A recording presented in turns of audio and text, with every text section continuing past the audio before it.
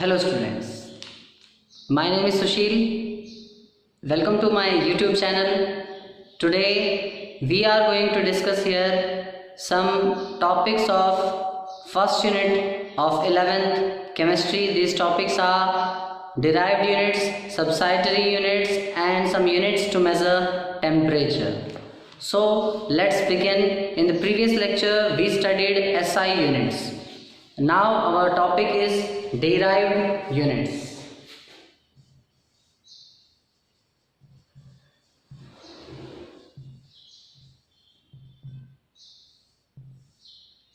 derived बनाई गई 7 fundamental units, 7 fundamental quantities की 7 बेसिक यूनिट्स जो हमने कल पढ़ी थी, length, mass, time, temperature, amount of substance, luminous intensity, electric current, इन की बेसिक यूनिट्स की हेल्प से हम बाकी फिजिकल क्वांटिटीज़ की यूनिट भी प्रिपेयर कर सकते हैं। उन्हें प्रिपेयर करने के लिए हम बेसिक यूनिट्स का यूज़ कर रहे हैं, उनसे दूसरी यूनिट्स को बना रहे हैं, तो हम बोलेंगे कि हमने डिराइव किया है उन यूनिट्स को। So these are called derived units, क्योंकि इन्हें बेसिक यूनिट्स से डिराइव करके उनसे बनाया गया है। जैसे एग्जाम्पल, हमारा पहला एग्जाम्पल जो है वो एरिया का है। एरिया सबको पता है लेंथ इनटू ब्रेथ होता है। लेंथ की एसआई यूनिट मीटर है और ब्रेथ के लिए भी एसआई यूनिट मीटर है, तो हमारी डिराइव यूनिट बनी एरिया की मीटर स्केल। हमारा दूसरा जो फिजिकल क्वांटिटी है वो है वॉल्यूम। वॉल्यूम के लिए जो फॉर्मूला है वो length into breadth into height, generally 3 dimensional. So length भी मीटर में, ब्रेथ भी और हाइट भी, it is metre cube. Next है डेंसिटी। डेंसिटी होता है मास पर यूनिट वॉल्यूम। इसे हिंदी में घनत्व कहते हैं कि कितना भार एक प्रति इकाई आयतन में प्रेजेंट है, उपस्थित है, मतलब how much mass is present in a per unit volume. Volume, एक स्पेसिफिक वॉल्यूम में कितना वेट या कितना मास प्रेजेंट है वो घनत्व होता है, वॉल्यूम होता है, डेंसिटी होता है। मास के लिए ऐसा यूनिट है किलोग्राम और वॉल्यूम के लिए मीटर क्यूब, तो आपका डिराइव्ड यूनिट बना किलोग्राम पर मीटर क्यूब। हमारा अगला जो फिजिकल क्वांटिटी है वो है वेलोसिटी। वेलोसिटी होती है displacement by time.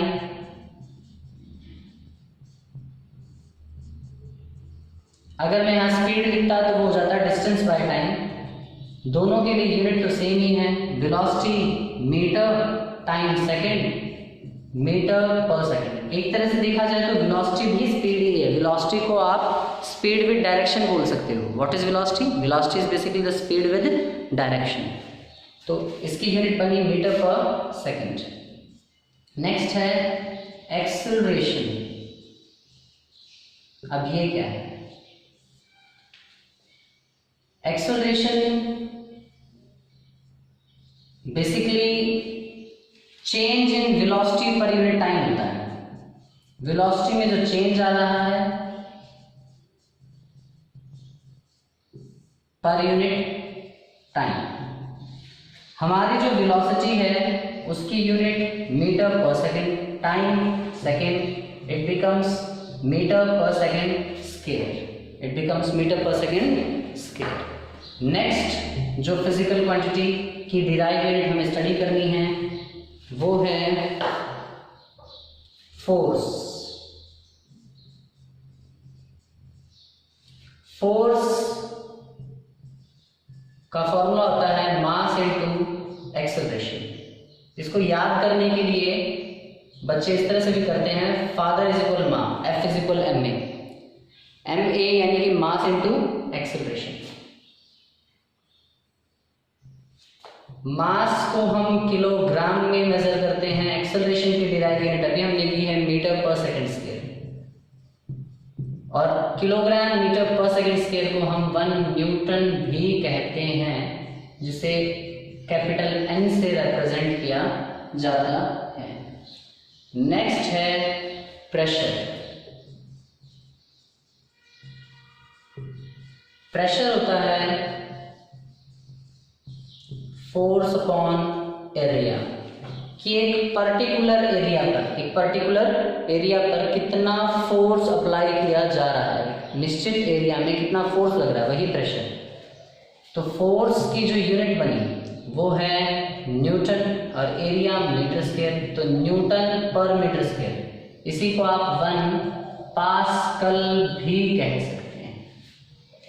1 pascal abbreviation पा है शायद इसका, PA से रिप्रेजेंट करना। देखिए अगली जो है हमारी डिराइव्ड यूनिट वो है 8th वन, वर्क या एनर्जी।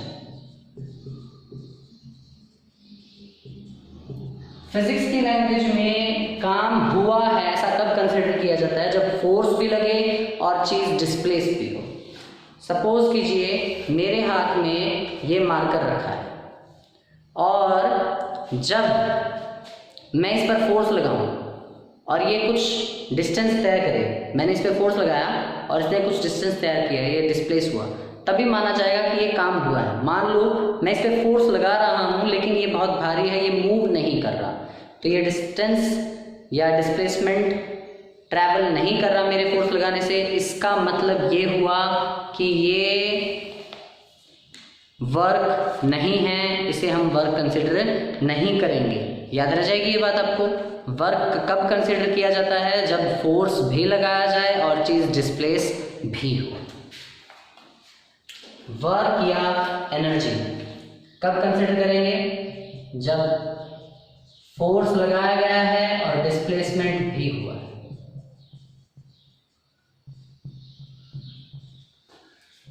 फोर्स की यूनिट न्यूटन, डिस्प्लेसमेंट की मीटर।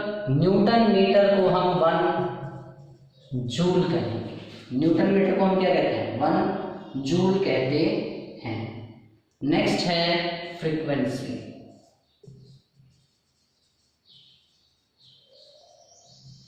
हम फ्रीक्वेंसी को कैसे डिफाइन करते हैं? ध्यान से सुनिएगा।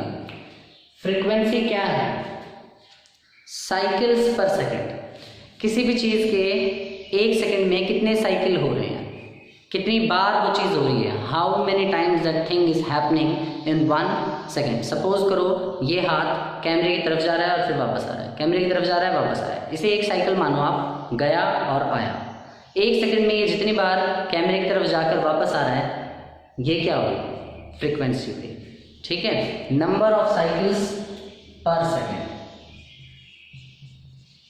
साइकिल्स पर सेकेंड।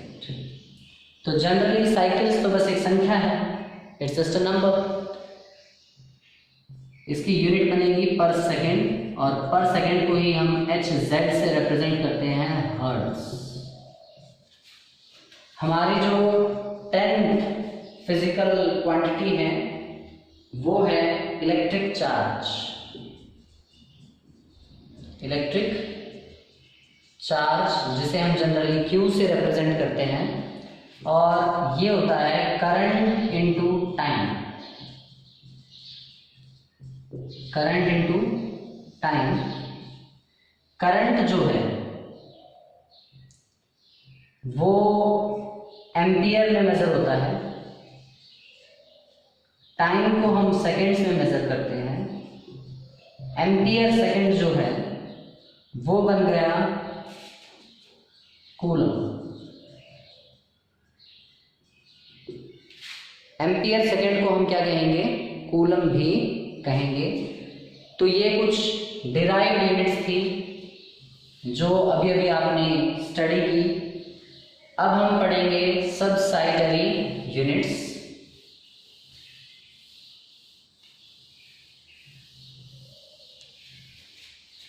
देखिएगा जरा,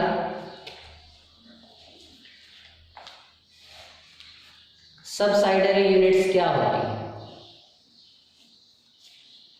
कुछ प्रीफिक्स होते हैं, जैसे कि सेंटी, मैंने लिख दिया सेंटी। सेंटी का मतलब हमें पता होना चाहिए, वो है 10⁻⁻²। तो अगर मैं सेंटीमीटर लिखता हूं तो 10⁻² मीटर बन जाता है। मीटर से पहले सेंटी लगा दिया तो इसका मतलब 10⁻²। ये चीज़ें हमें आगे न्यूमेरिकल सॉल्विंग में हेल्प करती हैं, सबसाइडरी यूनिट्स, और छोटी छोटी चीज़ों को इंटर कन्वर्ट करने में हेल्प करेंगी, इसीलिए ये आपको स्टडी करवाई जा रही है। हमारे टॉपिक का नाम है सब साइडरी यूनिट्स। सबसाइडरी यूनिट्स में मैं आपको पहले नेगेटिव पार्ट्स की टर्म्स की यूनिट्स याद करवाऊंगा, फिर पॉजिटिव पार्ट्स की टर्म्स की यूनिट याद कराऊंगा। तो सबसे पहले है हमारे पास डेसी। डेसी 10⁻⁻1 होता है, centi 10⁻², deci centi milli 10⁻3, micro 10⁻6, nano 10⁻9, pico 10⁻12, femto 10⁻15, atto 10⁻18, zepto 10⁻21, yocto 10⁻24। ये नेगेटिव टर्म्स की हैं, नेगेटिव पार्ट्स की हैं, आपको ये याद रखनी है। Deci 10⁻1, centi 10⁻2, milli 10⁻3, micro 10⁻6, nano 10⁻9, pico -12, femto -15, atto -18, zepto -21 and yocto -24। इसको याद करने का थोड़ा क्रैम करो, थोड़ा ट्रिक्स बनाओ। ट्रिक्स ये हैं, देखिए 3 तक तो चलता है, उसके बाद 3 का टेबल है, 3, 6, 9, 12, 15, 18, 21, 24। 10⁻⁻1 डेसी, आप इस तरह से कर सकते हो, deci centi milli micro nano, deci centi milli micro nano. पहले इतना टर्म याद कर लिया, फिर pico femto atto zepto yocto, pico femto atto zepto yocto, deci centi milli micro nano, pico femto atto zepto yocto, deci 10⁻1, centi 10⁻2, milli 10⁻3, micro 10⁻6, nano 10⁻9, pico -12, femto -15, atto -18, zepto -21 and yocto -24। अब हम पढ़ते हैं positive terms के लिए। Positive terms के लिए बनेंगी Deka 10⁻1, hecto या हेक्टो, हेक्टा 10⁻2, मिली के लिए बनेगा किलो 10⁻3, माइक्रो का मेगा 10⁻6। यहां तक याद हो गया सबको। नैनो के लिए बनेगा गीगा, नैनो 10⁻⁻9 है तो गीगा हो जाएगा 10⁻+9। उसके बाद पिको के लिए टेरा 10⁻+12, फेम्टो 15, मैंने तो ऐसे क्या किया था, राइम्स जोड़े थे इनके, 15 है तो फेम्टो 15, और अब इंग्लिश में इसका नाम 15 है तो फेम्टो माइनस वाले के लिए, और हिंदी में हम इसे 15 कहते हैं तो पेटा +15।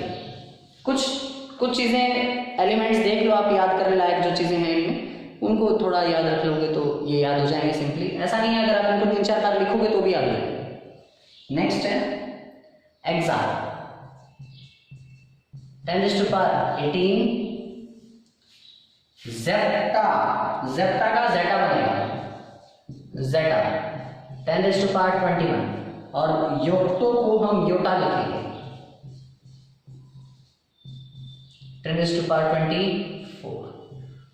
ये सब साइटेरी यूनिट्स हैं, कुछ ऐसी यूनिट्स जो हमें कैलकुलेशंस करने में हेल्प करेंगी। किस तरह से करेंगी हेल्प, वो देखिए ज़रा। देखिए, अगर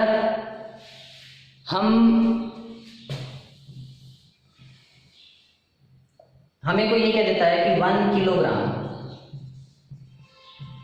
इज इक्वल डैश ग्राम्स, तो हमें पता होना चाहिए ये किलो नाम से पहले लगा है, सबसाइडरी यूनिट है, इसका मतलब 10⁻3 है, तो मुझे लिख देना है 10⁻3 ग्राम्स, यानी कि 1000 ग्राम।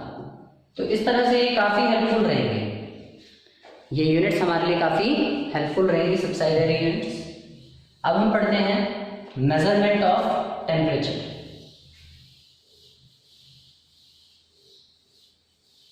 देखिए बच्चों, हमारे पास है ना टेम्परेचर को मेजर करने के लिए 3 स्केल्स हैं। हमारे पास टेम्परेचर को मेजर करने के 3 स्केल्स हैं। सबसे पहला स्केल जो है वो है डिग्री सेल्सियस, दूसरा डिग्री फ़ारेनहाइट, तीसरा केल्विन। पहले स्केल को क्या नाम देंगे हम, डिग्री सेल्सियस, दूसरे को डिग्री फ़ारेनहाइट और तीसरे को केल्विन। सेल्सियस की spelling CELSIUS,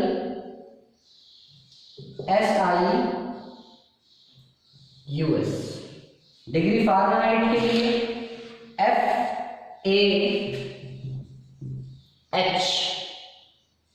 FAHRENHEIT, KELVIN, kelvin.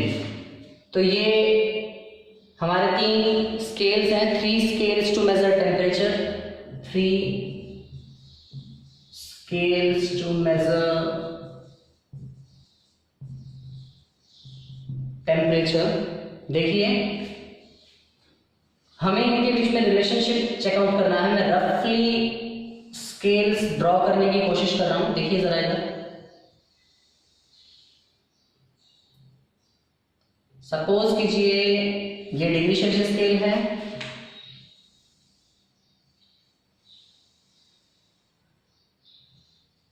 ये डिग्री फ़ारेनहाइट स्केल है,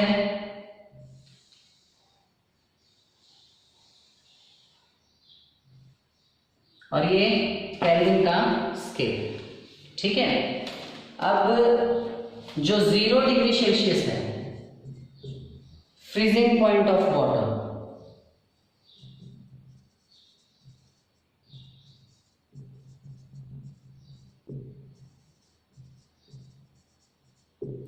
वो 32 डिग्री फ़ारेनहाइट के इक्वल है, और वो ही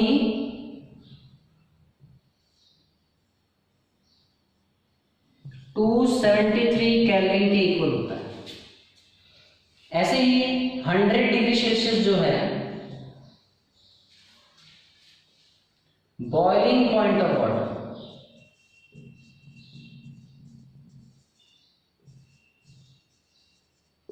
वो 212 डिग्री फ़ारेनहाइट और 373 केल्विन के इक्वल है।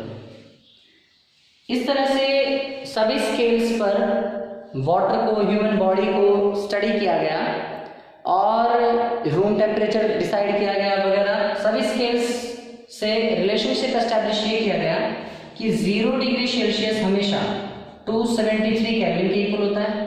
अगर हमें x डिग्री सेल्सियस को केल्विन में बदलना है तो हमें x + 273 करना पड़ता है। और अगर हमें सपोज कीजिए y केल्विन है, उसे डिग्री सेल्सियस में कन्वर्ट करना है। सपोज कीजिए हमारे पास y केल्विन है, उसे हमें डिग्री सेल्सियस में कन्वर्ट करना है, तो हमें y में से 273 को सब्ट्रैक्ट करना पड़ता है। इस टेबल से हमने ये रिजल्ट कंक्लूजन निकाला था। एग्जाम्पल देख लेते हैं। जैसे नॉर्मल रूम टेम्परेचर जो है वो 25 डिग्री सेल्सियस माना जाता है, तो 25 डिग्री सेल्सियस को अगर हम केल्विन में देखें तो हमें यहाँ पे 25 ऐड करना पड़ेगा। अगर x की वैल्यू 25 है तो इसमें 25 आप ऐड करोगे, 25 plus 273 it becomes 298 kelvin. This is the normal room temperature. Normal room temperature. Normally body temperature 37 degree Celsius के आसपास माना जाता है। 37 डिग्री सेल्सियस जो है वो बॉडी टेम्परेचर होता है। अब क्योंकि वो डिग्री सेल्सियस में है, आप उसे डिग्री केल्विन में कन्वर्ट कर सकते हो, और केल्विन वाले को आप इस तरह से डिग्री सेल्सियस में। बस आपको क्या करना है, अगर आपको y केल्विन दिया है, सपोज कीजिए मैं कह रहा हूँ 573 केल्विन है, बताइए कितना डिग्री सेल्सियस होगा। तो 573 में से 273 माइनस कर देना। 573 minus 273 it will be 300 degree Celsius. समझ गए? तो ये डिग्री सेल्सियस और केल्विन के बीच में रिलेशनशिप एस्टैब्लिश हो जाता है।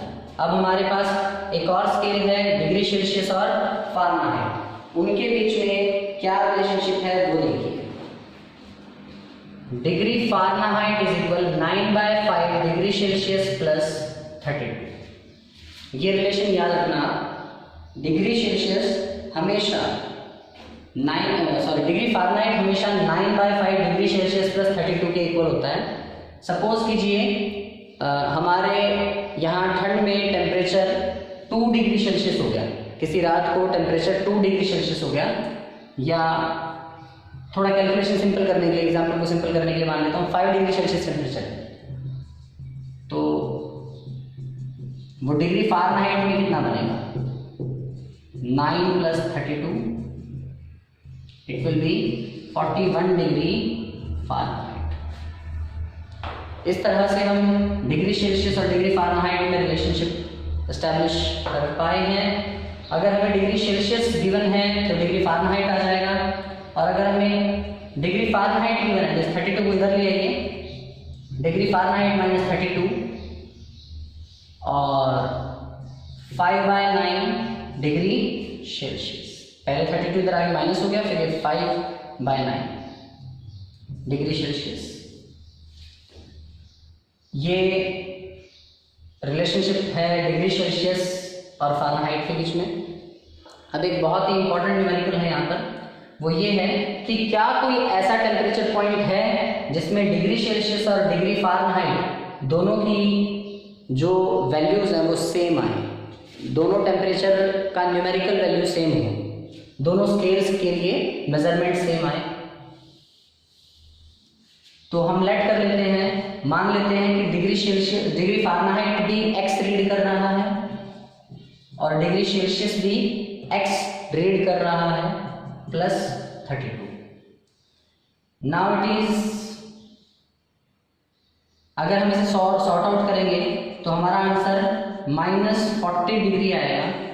तो -40 डिग्री एक ऐसा टेम्परेचर है जिस पर डिग्री सेल्सियस और डिग्री फारेनहाइट दोनों स्केल्स की वैल्यू इक्वल आती है, दोनों स्केल्स सेम वैल्यू रीड करते हैं। तो आज के लिए बस इतना ही, बाकी हम अगले लेक्चर में कवर करेंगे। Thank you class, thank you a lot.